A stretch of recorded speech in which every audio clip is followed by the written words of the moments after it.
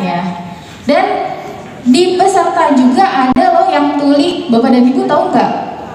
Tahu ya? Atau ada yang nggak tahu angkat tangan? Karena ada peserta tuli, hukumnya itu jadi wajib memfasilitasi adanya JBI. Ya, kalaupun tidak ada peserta yang tuli, JBI itu tetap idealnya dihadirkan. Terlepas peserta itu ada yang tuli atau tidak, ada yang menggunakan bahasa isyarat atau tidak. Kenapa? Karena bahasa isyarat itu sudah bagian dari diversity. Nah, jadi sudah selayaknya dianggap menjadi paket yang menjadi umum, fasilitas umum gitu, ya. Idealnya seperti itu. Pak Bana juga sering ya, setiap tahun itu kami rutin memfasilitasi adanya pelatihan bahasa isyarat. Narasumbernya biasanya kami juga turut mengundang dari JBI yang biasa kita lihat tuh di layar TV itu. Siapa aja yang kenal? Sudah jadi salah satu mata kuliah gitu. Dan tidak cukup mempelajari bahasa isyarat hanya dengan di kelas, hanya dengan 1 semester, hanya dengan 2 SKS, itu nggak cukup gitu. Nah, nanti kita akan bahas lebih lanjut bagaimana caranya supaya kita bisa menguasai bahasa isyarat, apa sih manfaatnya, ya, dan lain sebagainya gitu ya. Nah, sekedar informasi, JBI itu satu jam ya, 1 jam, tapi dia berdua bergantian ya, kurang lebih per 15 menit seperti itu. Jadi kami bayarnya itu sekitar berapa ya? Ya, 500 ya, 500 per jam ya, 550. Itu belum termasuk transport, belum termasuk konsumsi gitu. Nah, jadi belum termasuk akomodasi. Itu untuk 1 orang aja gitu. Nah, jadi sebenarnya ternyata kalau kita punya kompetensi, ya kita akan lebih, ya pengalaman Bu Sally ya,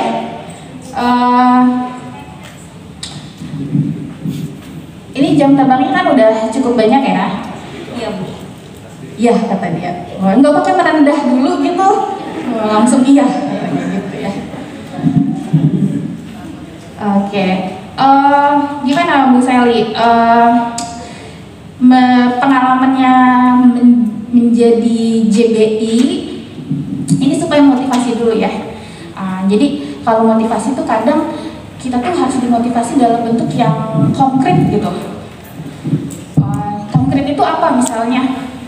Ayo investasi, nanti kalau investasi Anda akan dapat keuntungan 10 kali lipat cashback 200.000, harganya sekian juta gitu, tapi cashbacknya berapa ratus ribu. Jadi padahal harganya juga nggak segitu gitu ya, tapi karena kita ada apa sih kayak kita pikir dapat sesuatu gitu ya, jadi itu biar jadi motivasi. Kepala sekolah? Pengawas? Dinas? Oh, ya. Oke, gimana Bu Sally pengalamannya menjadi JBI? Kira-kira kalau keuntungan jadi JBI itu apa gitu? Ini motivasi awal aja dulu ya, silakan.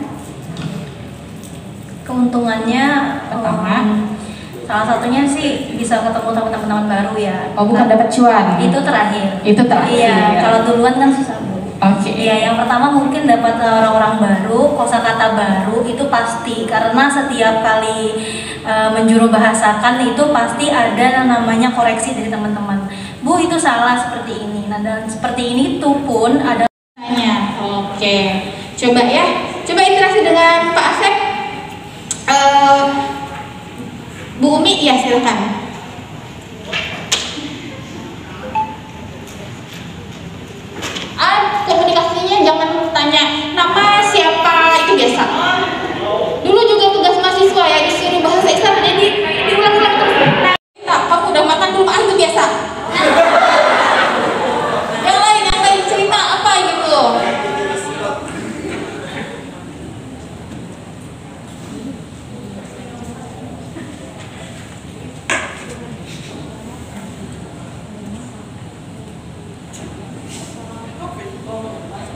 Oke, coba Bu Umi, tadi apa sih pembicaraannya ya?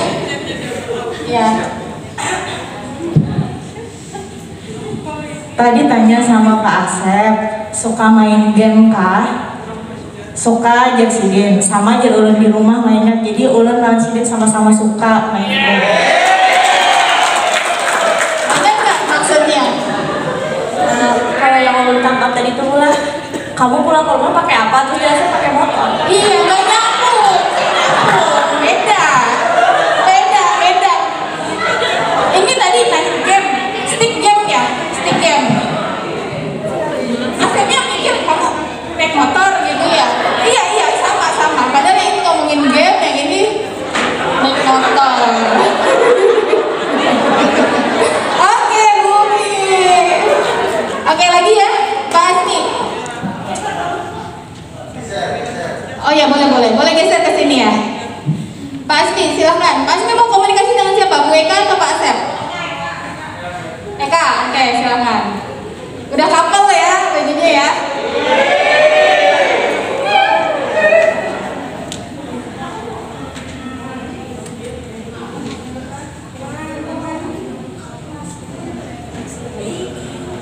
Oke, boleh nanti bebas aja gimana caranya ya.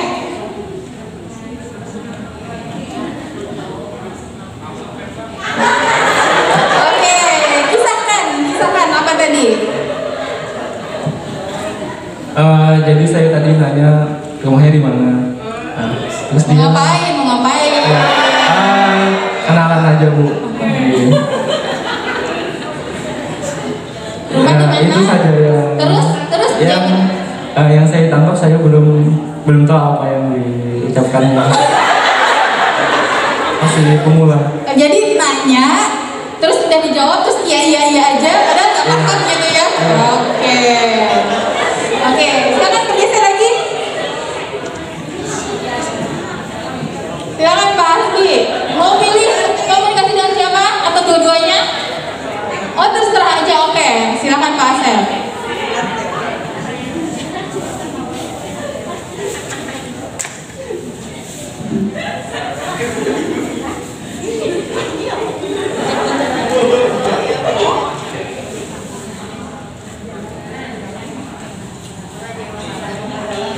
Oke, apa katanya Pak Asmi?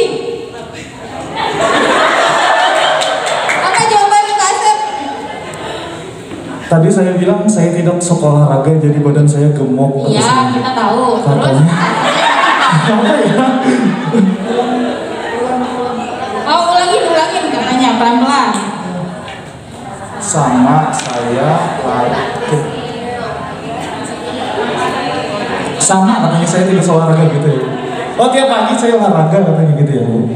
Gak tahu juga sih. Oh ya jalan pagi. Oh iya. Ini malam ya? Oh iya, pagi ya? Oh iya. Oke, jadi sebenarnya kalau Pak Hasbi nggak suka olahraga makanya dia gendut katanya. Kalau Pak Asep justru dia suka olahraga ya. Kalau pagi. Gitu. Oke, silakan Bu Ria. Ya.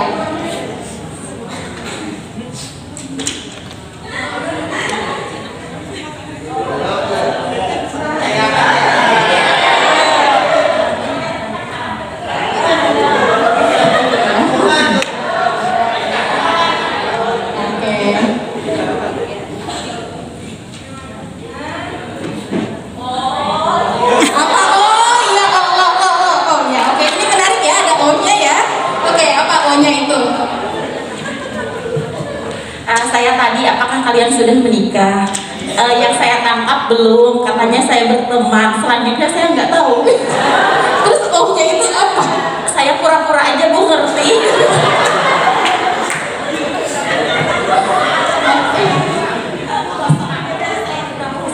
Soalnya saya pernah Bu, muka saya bingung ketika bertemu dengan Tuli, saya dibilangin gini. Bodoh. Iya, jadi sekarang. Jadi mending sekarang kalau saya ngomong sama teman Tuli, mereka ngomong, saya yakin aja. Pura-pura ngerti. Sama anak tunarungu juga gitu ya, kalau kita ajak tanya dia Oke, tadi apa yang terakhir? Yang tadi yang tapi nggak ketangkap tuh apa? Kata Asep sama Eka, berteman aja karena sering ngobrol untuk sharing bahasa isyarat di main-main. Ya. Tadi sih kalau ibu nggak salah tangkap pacaran atau enggak gitu. Terus tadi kata Asep kayaknya kalau Eka kayaknya nyari ini deh, cari suami yang dengar ya. Iya nggak sih? Ini tadi Asep yang bilang.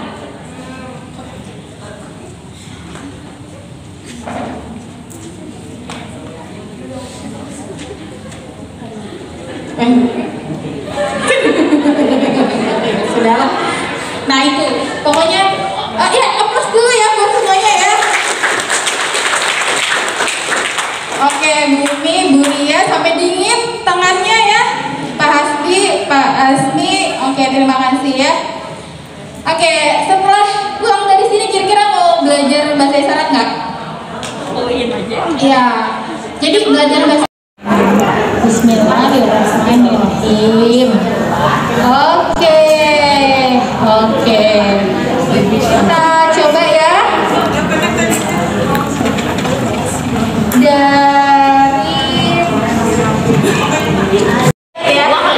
Oke, setoran hafalan. Murojaah. Ya. Bismillahirrahmanirrahim.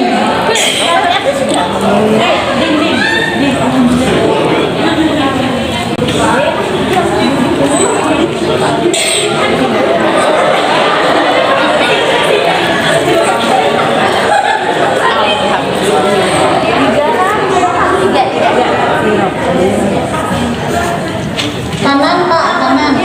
Oh jangan katanya, jangan ke kiri. Ya, ke kiri, ke kanan. Ya. Oke. Ayo Pak, belum tamat loh. Itu baru Bismillah. Bismillahirrahmanirrahim. Bismillah. Bukan 3, 2 kali aja. 2 kali aja.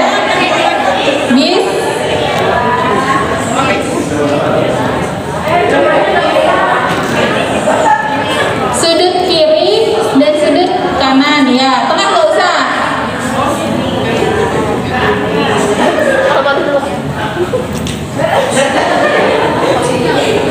Ya betul, ke kanan. No, ini tidak langsung lompat ya. Iya Bismillah. Itu Bismillah. Sekarang Bismillahirrahmanirrahim. Ayo contoh.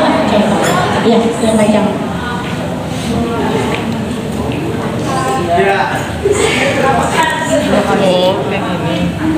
Balik, iya. 1 kali aja. Rahmanirrahim. Gitu. Ya.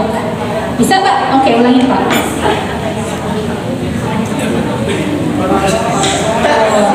Udah apa Pak? Ya.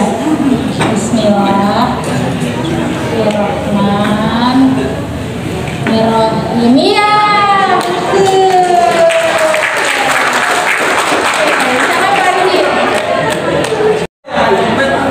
Hai Pak Putra. Ya, berapa ya? Berapa? Dengan ekspresi ya, dengan ekspresi. Astagfirullah, gimana? Melihat fenomena ini ya, istighfar. Ekspresi.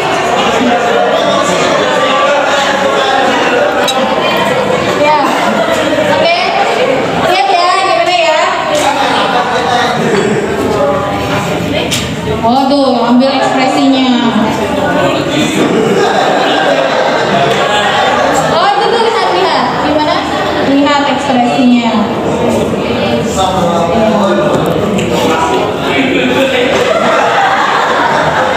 Lihat. Oh 2 kali saja.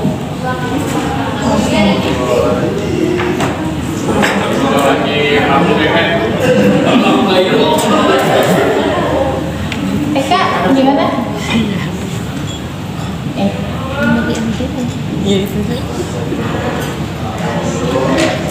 Dengan ekspresi, oh. Apa? Mabuk, oh ngelihat orang mabuk. Oke. Oh, jadi ada yang mabuk terus datang astagfirullah. Oh gitu. Oke, sekarang pandang wajah temannya terus istighfar. Ayo pandang. Coba sebelum ini coba tes dulu. Ya. Oke, yang sudah betul boleh duduk. Oh, oke. Kamu, ayo yang benar katanya. Ayo Marian yang benar kata Pak Asep. Oh iya, sudah boleh Pak Putra.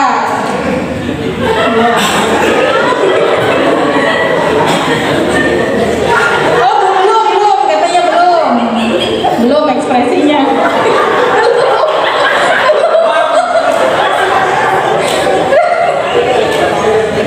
Nggak tega, Pak Asep nggak tega. Oke. Lagi, next. Masya Allah. Masya Allah. Oke, lanjut. Lanjut Pak. Kalau melihat ini subhanallah, pimpinan subhanallah. Subhanallah tinggi, tapi dua. Ya. Oke, lanjut. Nah, ini apa? Innalillah. Innalillah. Innalillah. Innalillah. Oke, lanjut. La ilaha illallah.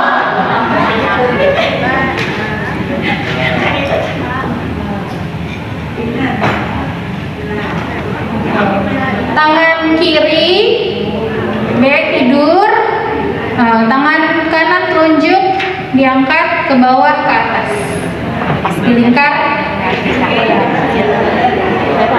ya, melingkar dari depan ke dalam ke atas. Oke, lanjut. Allahu Akbar ya, Allahu Akbar, Allahu Akbar ya. Lanjut. Nah, oke, klik. Tapi klik kan? Oke, silahkan duduk ya. Tunggu. Kasih lagi. Nah, ini kan dari berbagai daerah. Ya, jadi mungkin ada yang tidak saling kenal atau bahkan banyak sekali wajah-wajah familiar gitu ya, karena kebanyakan ini adalah alumni gitu, alumni dari prodi pendidikan khusus. Nah di sini panitia kok nggak ada ya? Nggak boleh potong mereka, kita harus tunggu selesaikan sampai mereka benar-benar selesai baru kita masuk. Oke, lanjut. Oke, nah berikutnya kita bisa menggunakan isyarat sederhana ya, sebisa kita. Kalau kita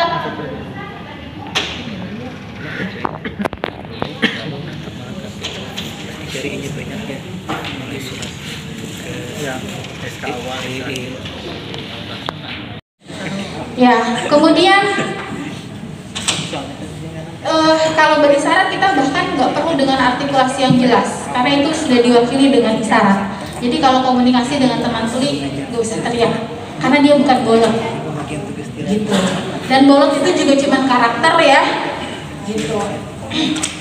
Oke. Meminta maaf dan memintanya untuk menunggu sebentar. Misalnya mau berinteraksi, terus kita bingung kapan dia bertanya, kita mau bilang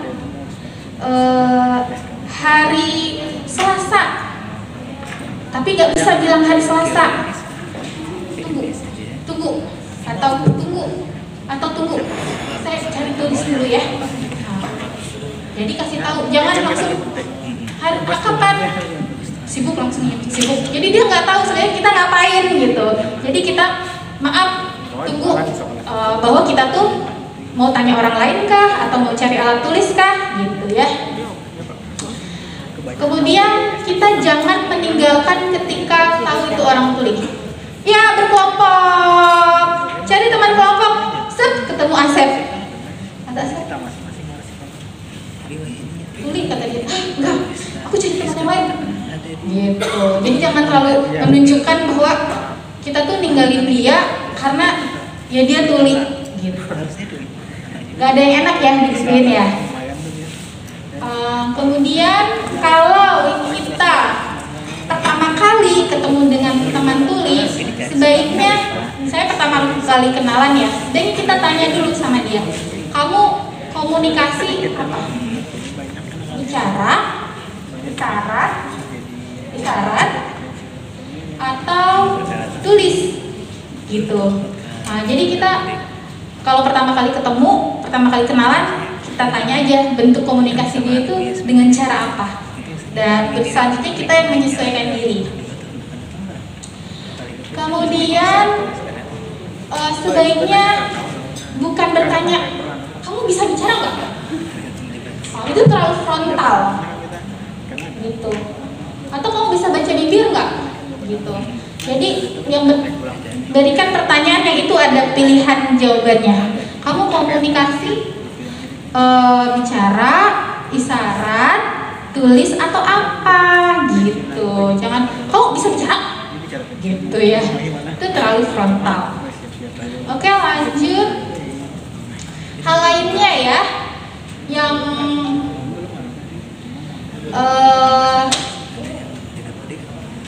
lanjut, klik. Ini tepaling. Jadi sebaiknya pencahayaan ruangan cukup ya. Yang tidak boleh itu kita membelakangi cahaya. Lanjut. Bapak-bapak, Bu Adel. Atau don'ts and do-nya aja yang ya.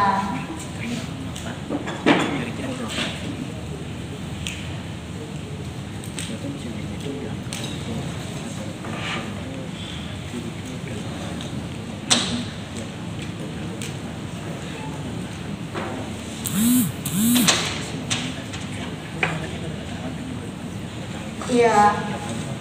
Kemudian sebaiknya kita menghargai bahasa isyarat sebagai bahasa kelompok tuli. Jadi kalau memang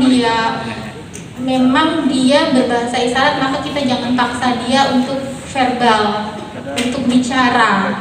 Ya. Dan jangan lupa ini adalah budaya yang sangat baik untuk ditiru oleh orang dengar. Kenapa? Karena budaya mereka selalu eye contact. Jadi mereka selalu melakukan kontak mata ketika berkomunikasi dengan siapapun, kapanpun, dimanapun. Nah itu bahkan kadang-kadang udah mulai ini ya terkikis, berkurang ya dari kebiasaan orang dengar gitu. Yang tadi don'ts-nya belum. Nah, ketika kita berbahasa isyarat mungkin gerakannya sewajarnya aja, jangan berlebihan. Ya, coba Bu Seli, ke depan Bu Seli.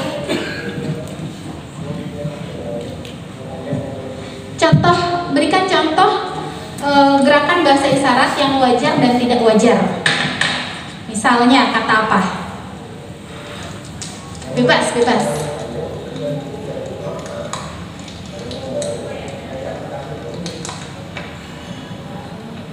Apa kata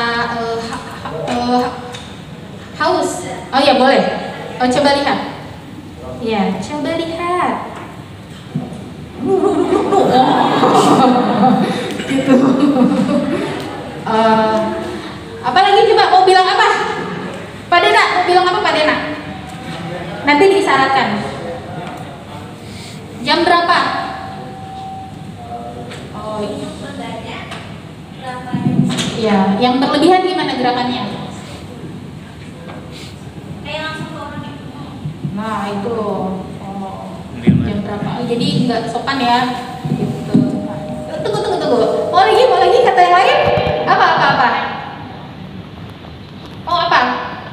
Kata apa? Ayo. Biar nambah kosakata. Apa? Cepat duduk. Cepat duduk. Mari duduk gitu ya. Ayo duduk. Kalau yang berlebihan, ayo langsung naruh pantat. Oke. Ya, oke, terima kasih Bu Sally.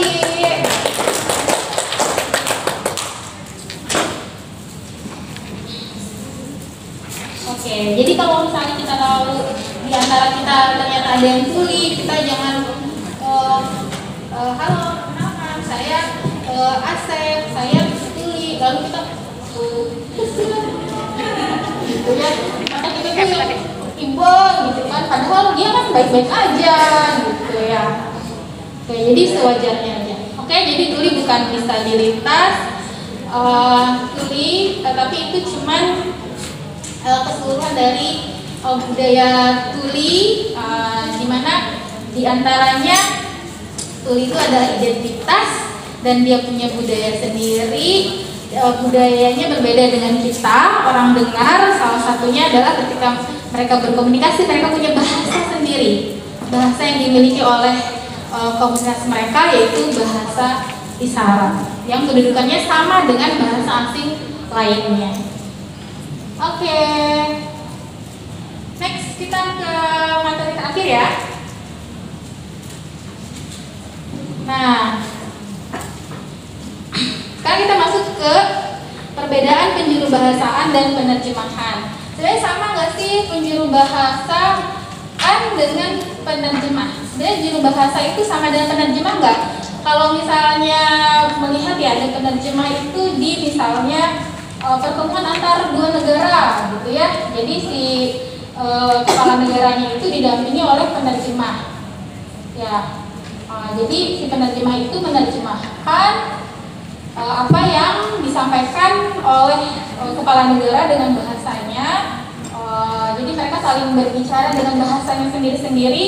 Kemudian penerjemah juga mengulangi, kan kayak gitu ya penerjemah ya. Nah, ternyata ada bedanya loh. Atau penerjemah yang menerjemahkan dari tulisan bahasa Inggris ke bahasa Indonesia, itu sama nggak dengan kalau kita mengulangi pesan yang disampaikan dari orang dengar ke tuli atau dari tuli ke dengar? Oke, kita lihat ya seperti apa.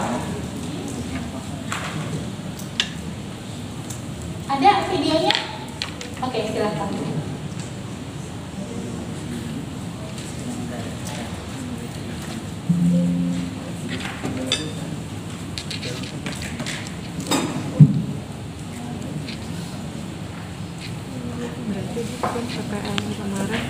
Komunitas tuli ya. Nah, jadi itu harus kompetensi itu pasti akan relevan dengan itu semua. Oke. Ya.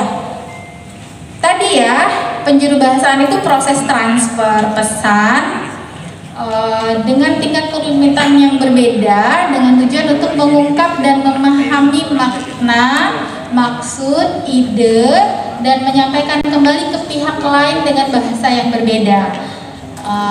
Jadi ini tidak bisa disebut penerjemahan lisan, karena penerjemahan ini tidak hanya dari bahasa isyarat ke lisan, tapi juga dari lisan ke bahasa isyarat. Lanjut Pak. Nah itu kan adalah rahasianya si teman tuli seperti itu. Ya, jadi teman tuli ini kan dia juga punya perasaan ya. Jadi sama halnya seperti kita aja, kalau misalnya ada yang hal yang saya kayak dia curhat, aku nggak suka sama JBIA gitu, nggak usah juga disampaikan ke JBIA misalnya kayak gitu. Jadi hal-hal yang apa ya, etis aja lah gitu ya. Oke, lanjut. Nah, kita akan coba interpretasikan ini ya. Kita cobanya dari ini aja ya, teman-teman JBI yang berpengalaman ya. Oke, boleh pertama dari Bu Adel dulu deh. Apa? Oh, Kak Seli dulu yang pertama katanya. Kehormatan dari Bu Adel untuk senior. Oke, silakan. Udah ngantuk Pak Ridi. Silakan Pak Wisnu bacakan ya.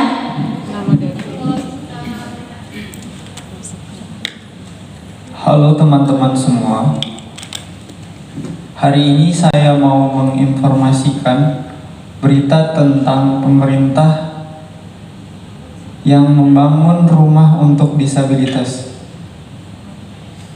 Kementerian PUPR membangun 15 rumah untuk disabilitas di Kota Banjarbaru, Kalimantan Selatan. Rumah itu khusus untuk tunanetra yang memiliki KTP di Kota Banjarbaru. Tersedia jaringan listrik, PDAM, dan akses garis kuning. Wah, pertama kali pemerintah membangun rumah akses disabilitas. Mudah-mudahan program ini bisa berkembang di kota-kota lain.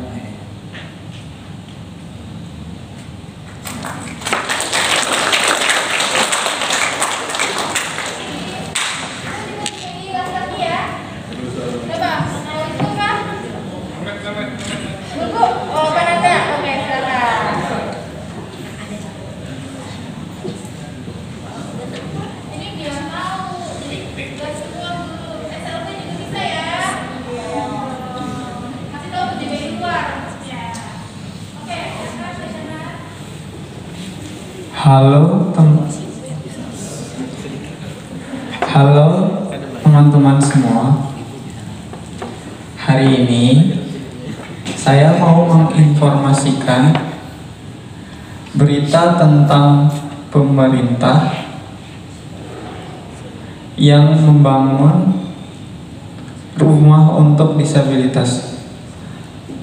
Kementerian PUPR membangun 15 unit rumah untuk disabilitas di Kota Banjarbaru, Kalimantan Selatan.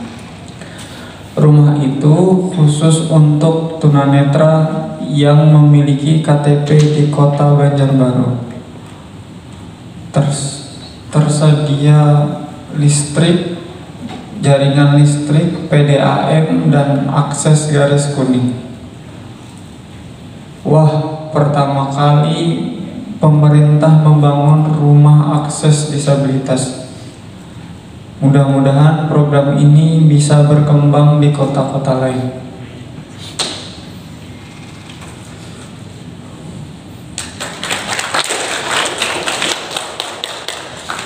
Oke, Bu Adel kita bantu ya. Sekarang kita tanya ya testimoninya. Pak Asep gimana? Paham apa yang disampaikan Sally dan Pak Nanda? Oh, paham, dua-duanya paham, sama-sama paham katanya. Oke, good job. Ya. Oke, slide berikutnya. Saya sedang membaca buku. Ya, isyaratkan. Boleh dibuka maskernya kalau perlu.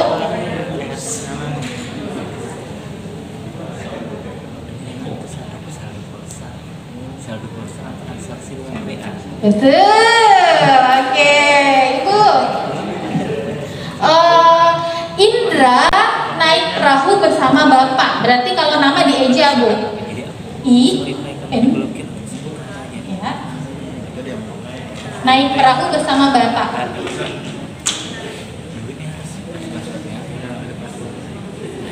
Indra naik perahu Aku bersama Bapak. Oke. Boleh duduk, oi, guru. Ya, saya tahu Bu. Oke.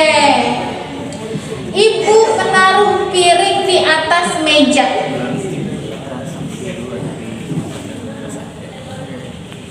Oh ya, boleh duduk. Ya, silakan. Ibu, ya, menaruh piring di atas meja. Gak apa-apa